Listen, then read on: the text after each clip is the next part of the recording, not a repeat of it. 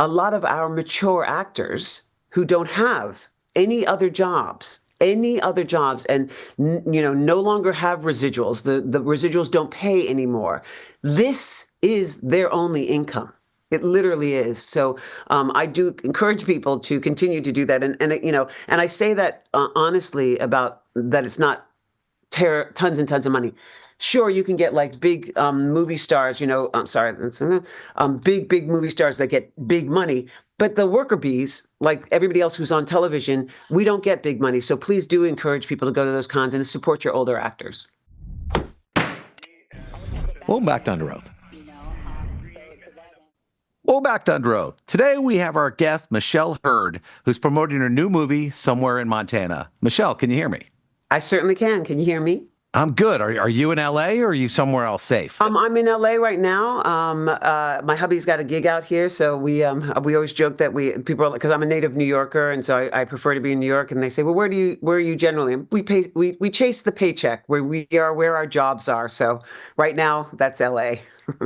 That's always a weird thing because I get to talk to actors all the time. And it's like, well, the greatest thing about being on a show is you know where you're going to be over a period of time. And it's less of a vagabond existence. Yeah, I mean, I'm a TV. I always say I'm a TV whore. People are like, "Why do you say that?" Because I am. I started on Law and Order SV. Well, actually, I started on New York Undercover, then Players, then Law and Order proper, then Law and Order SVU. So I'm a TV girl. I love the exhausting long hours. I love that 9 months of shooting, and like you love each other, then you hate each other, then you love each other again. But of late, our industry's changed. And so things don't, there's not as many TV shows being shot as 22 episodes. They're more like 10 episodes. So it takes us like 5 months to shoot something. And then we kind of sit around for a couple of years to wait to see if it gets picked up for a second season. What ends up happening is you start cobbling together other work. And so I'm doing a lot more films and independent films, which is wonderful. But I will say I'm like Star Trek. I love having my family. I love going to work every single day, and I love having that experience. It's best. I can't even imagine what that would be like. When people talk about like, in our news right now, we're dealing with, celebrities who don't get along on sets, and it becomes, Right. hundreds of $1 million lawsuits. I mean, without mentioning any names, I mean, how difficult is it to be on a set and on a show for years and have a problem with somebody? Well, that is the worst. I mean, I've done some. We're not going to say names. No, but no, absolutely not. I've definitely been on some shows where it's really challenging on set, and unfortunately, it's like one bad apple. Unfortunately, as soon as that sort of toxic sort of energy happens, it annoyingly spreads. It may take a while, but it generally is the beginning of the downfall. So that's why, doing something like Somewhere in Montana, the film that was shot, I just shot in Polson, Montana. We became a family. We all got together. You can see it on the screen, just like Somewhere in Anyone But You, the film I shot in Australia with Sydney Sweeney and Glenn Powell. We all just got together. We got along so well. We wanted to create something fun. And, Star Trek, that's a family. I mean, those guys have been around. Gene Roddenberry wrote stories 60 years ago, and we're all still watching these stories. And our third season, when we brought all those iconic actors from Next Gen, they've known each other for decades. And they all still get along. I'll tell you, like there was a moment I was shooting a different scene on a different soundstage, and I knew that all of them were going to be shooting the next scene on the next soundstage. So as soon as we finished my scene, I didn't change my clothes. I literally run over to the next soundstage because I know they're rehearsing, and I open the door, and because I'm like everybody else. It blows my mind because I open the door and there's Patrick Stewart and Michael Dorn and Brent Spiner and LeVar Burton and Gates McFadden and Marina Sirtis, and you're just like, that's all those people. That's all. And you think like they're going to be sort of like, Sir Laurence Olivier, they're all sort of standing there. They're like giving each other noogies and wedgies. You know what I mean? Like they're like a bunch of high school students because they're just kids. They love each other. They've known each other for decades. So there's something about that kind of creating a family.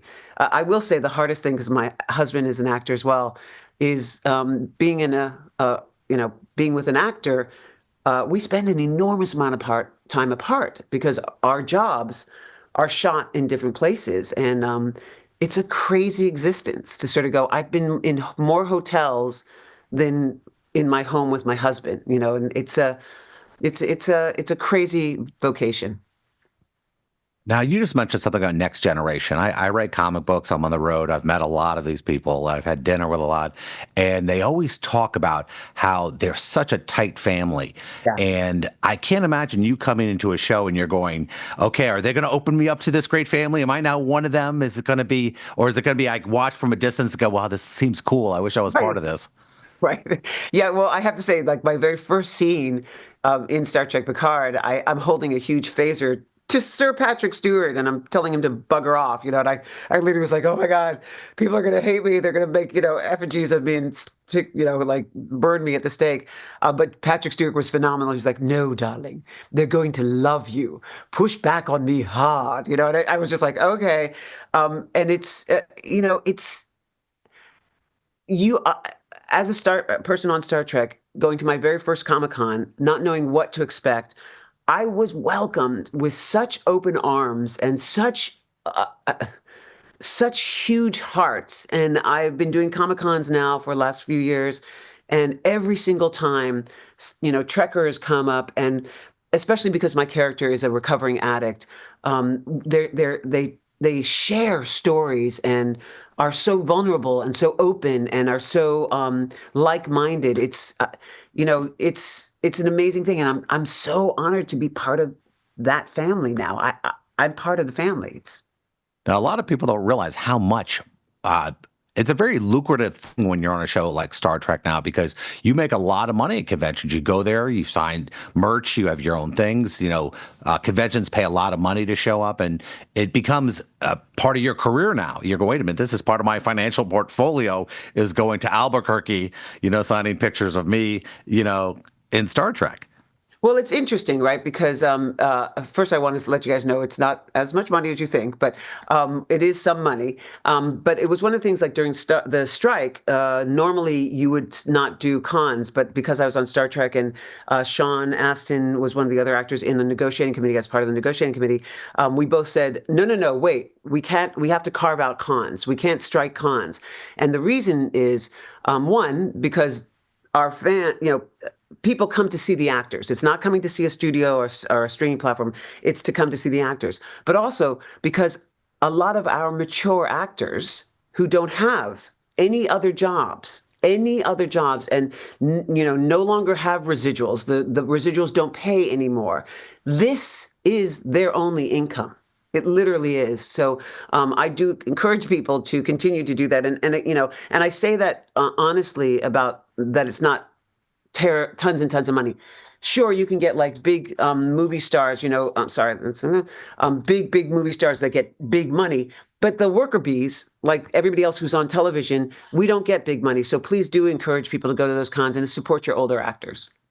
I love that about conventions, and I've always made that a habit. Even if I also write comic books, so I'll be working the floor a lot, and I don't get around to go to see all the celebrities sometimes. But like I said, I have relationships with a lot of them, and I see how hard they travel, and this is their occupation now. And the hours are brutal. And I remember Stan Lee in his last years. I mean, they have him out there for like 12 hours, and he No. can't. It was just painful. Yeah. But I also know how important that is to be able to pay for their families and things like that. And Yeah. now you're part of this world. So when you show up, fans are tough because they want to come to you with questions about the episodes you're in. You're going, yeah, I didn't write that. It's true. It's true. Well, the hardest thing is that they come with questions about episodes on shows that you're not on and things from, the past. I used to, our first season, we did a lot of press tour, and an actor named Evan Evangora, who played Elnor with me on the first season. He's a Trekkie like savant, and I used to love doing any panel with him because somebody would ask me some random question. I'm like, that is such a good question, Evan, because I'm like, I don't know. But yeah, they come up with questions about, technical stuff, languages, and I do my very best, but I'm not as learned as some trekkers. I was on a panel with Garrett from Voyager, Oh, yeah. and people are just so brutal. And Oh, no. Garrett I know he doesn't remember half of his episodes because I looked over at one time. I said, "Were you even on that show?" And he just kind of looked at me and he like smiles at me because there's no way you can remember all the dialogue. No way. It always cuts me up. But the new movie you're in. It feels like, I don't know, it feels like a commentary maybe on Mm. Rust, about this movie that was shot, and it feels a little like that. And how far off am I? No, no. Well, first, this was written years before, which is interesting. Look at some foreshadowing stuff you guys are doing. But if you think about it, I mean, not to, but there have been terrible situations that Yeah. happened in the past. If we think of Brandon Lee, Oh, yeah. please, right? There's been quite a few, unfortunately, those situations, and then of course Rust. But that's one of the things that I thought when I saw it again, because we had a premiere at Palm Springs last week. How timely it is on a bunch of levels, right? That situation, absolutely. Also, just the kind of thing of, you have Hollywood, a writer director coming into Polson, Montana, and talking to this man who has this 500-acre ranch and saying, "I need to rent your space." The Montana rancher does not like this, Hollywood, elite person at all, and they clash. They absolutely clash. But they both need each other for their own survival. He needs the money to pay off his debt. He needs this location to finish his film, and they have to figure out how to navigate and to work that out. It's also about, love and loss and learning how to move on and the fragility of life. It really, I sat back there watching that last week going, wow, this movie is so important right now. It also hits the heart in a way that I think a lot of people are going to be able to relate to it. But yeah, it's a interesting time that they had written that, and then we had the circumstances that happened in Rust happen. I'm also a lawyer, so I can Okay. appreciate, and a creator, so I understand there's a line between my creative vision and people's safety on sets. And people don't understand. Well, you could have done you could have done those gunshots in post. You could do so many things now. You don't have to use Yeah. blanks. You don't have to use any of this stuff now. But I understand how directors go, no, I want this. I want this moment. How scary is it for you sometimes when they ask you to do something and you're going, yeah, I probably shouldn't do this. This is not within my will well. Yeah, well, first of all, that is a really important thing. Like everybody needs to really understand what's in their wheel well. Saying yes, yes, yes, I can do that, and then realizing I can't do that. It's so important. But one of the things that I'm really strident about any weapon, even on Star Trek, which we have phasers that are not real, but any weapon that is on set. There's always a safety check, and like the armorer will basically say, "Here's the gun. It's a cold gun, meaning there's nothing, there's no bullets or whatever." And he says, "Does anybody want to check this out?" Always take that opportunity. Always, even if you're the only one going, "I'd like to see it." Say, "I'd like to see it," because then if you look at it, maybe other actors will go, "Okay," because you want to make sure that your safety, you take care of your safety on the situation. We're doing so much better now. I mean, nobody wants those situations to happen. Nobody wants them to happen. So there's a lot more safeguards taken care of. But everybody needs to be much more conscientious and look out for yourself and everybody around you. My argument on that case was very pro actor in the sense that, listen, I was on Miami Vice a long time ago. They Hmm. used to give us guns that were soldered and everything else. There's no way a live round should ever be on a set. It's Ever. impossible for a live round to be on a set. So when Thank I you. heard that, I'm going, what?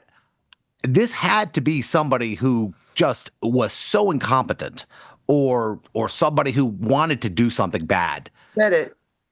I mean, it's crazy to think that a live round could be on a set. So when I started that, they're going, "Oh well, Alec Baldwin." I'm going, "Hold on, that's not fair." Yeah, he wouldn't have. He wouldn't have done. I mean, you've been on sets. It's not like an Yeah. actor walked on with weapons. We don't have the weapons. The weapons are on the armorer's set. Trick. Period. We don't. You're not allowed to go over and touch it. You're supposed to take it from the armorer themselves. There's never supposed to be a moment where you are, take the gun and walk off and have it to yourself. It. As you just said, I don't want to relitigate the whole thing, It's but crazy. It's insane. And I've had this moment. I said, "You don't." as a lawyer, I understand there's negligent issues. There's a lot of things, but you don't get how hard it would. These guns are never supposed to be fired. These are prop guns. These Prop aren't. guns. Prop guns. Nobody. Hey, we're bored. Let's take the guns off set and shoot some. Nobody does that. Nobody does that, and that's what happened on that set. It seems so crazy to me. And now you're doing this film, and when you get offered this role, and I know the idea is, hey, listen, this is a good role, everything else like that. Is the idea, well, I know this isn't the movie, but will it bring up bad feelings? Will it hurt people's feelings? And that's always tough to make choices like that. Yeah, there was a discussion about it. Brandon talked about it because he tried to figure out, should I change this? Should I adjust because of what has happened? And the truth is that this happened. It happened, and we have to tell that story and remind people that that stuff does happen. And we didn't take advantage of that moment. It was already in the script. We already shot it. But yeah, we were all very, very much sensitive to it. Very much sensitive to it. Now, when I get to talk to an actor who's been on, let's say, crime dramas, people don't understand. You're an actor. You're trying to get into the part. But, that's tough what you had to do. Law and Order SVU, the topics are so brutal. Oh my I God. talk to actors, I said, do they stick with you some nights? Were you like, hey, listen, I love the show, but I'm glad that this stuff is off me now, that every show isn't about, I'm waking up and there's another assault or something else I have to deal with. Yeah, no, I loved Law and Order and love SVU, and I love working with Dick Wolf. But yes, we got an opportunity to work with real sex crimes detectives, and some of the questions I asked them was, how do you go home?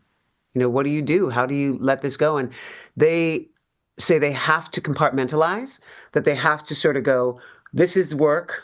And I have to be really strident about what happens at work, and then I'm not going to think about it when I get home, because if I do, I have no release. As an actor, it's quite interesting because I took that information in. I'm like, gotcha. As an actor, we have to ingest as much information so that we can try to make it as authentic as we can. So we're actually taking it home to work on. So, because ripped from the headlines, and sadly, there's so many headlines that we can continually do. Every script, was like, oh, this is a pedophile, this is a necrophiliac, this is a rapist, this is, it is a lot. I joke that, I have this weird thing now that when I go to, because I do a lot of Comic-Con, so I'm spending a lot of time in hotel rooms. I go into a hotel room, and one of the first things I put on is true crimes. It's the weirdest thing, because now it's become this, I'm not going to say comfort thing, but it's something that intrigues me, I get into a hotel room, I double lock, put my suitcase against the door, and then I turn the thing on. I'm like, I see. And then I'm not taking notes to get away with a crime, but I am taking notes to keep myself out of a crime. I remember Marina telling me that if I ever want, I watch a lot of murder shows, so I could absolutely get away with it if I had to. Is that what Marina said? Yeah, she said I could absolutely get away with a homicide. And I was laughing so hard because she's such a nice person. Well, I love Marina, but I believe her. I believe her. If anybody's could get away with something, it would be Marina. I have a last question, because one of the things that the strike dealt with was AI and people scanning the stuff. But one thing it didn't say, and as a lawyer, I know this, it didn't give away your rights not to sell your AI, not to be able to scan yourself. So like artists who are selling their catalogs for hundreds of millions of dollars. I know we are not far away from, let's say, a major family, say a family once somebody's dead, going, yes, we will sell the rights to this person for 100 million, 200 million, 300 million. Yeah. I mean, it's an asset you have. And when you're gone, you're going, well, I know I don't want to look silly, but it'll take care of my family for years. I mean, how difficult is that when you think about that? Oh, that's, there's a clause that we created in SAG-AFTRA where our artists can go online and actually give permission or not to their estate, to the people who they left behind, to utilize their digital double.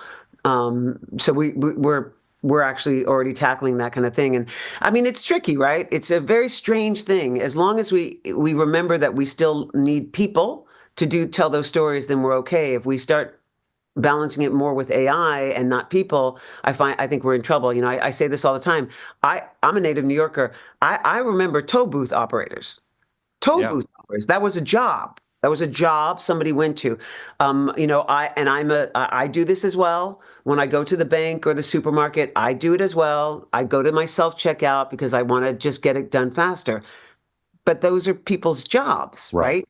Those are jobs. So the more that we go into the quick fix, and it's easy. And if you think about with AI, so we're shooting a movie, we're doing editing now, and my something's like my makeup's messed up or something. They're like, let's just fix it. So now they can now fix all that stuff. Yes, that's great, but but what if they didn't like my performance? But that was the performance I chose. They're like, Oh, you know yeah. what? Let's just adjust her eyes so it doesn't look like she's crying. Let's make her laugh instead of, whatever. And so I think we really need to be careful. One of the things I'm really proud of is that we were able to get in our contracts, consent, which means you can give them pages of what you will and will not do, compensation, which you negotiate your fee, as well as pension and health contributions. Now, DC, our government is looking into those sort of things for safeguards because for people, there's no safeguards. That's for us in our acting world, in our acting contract.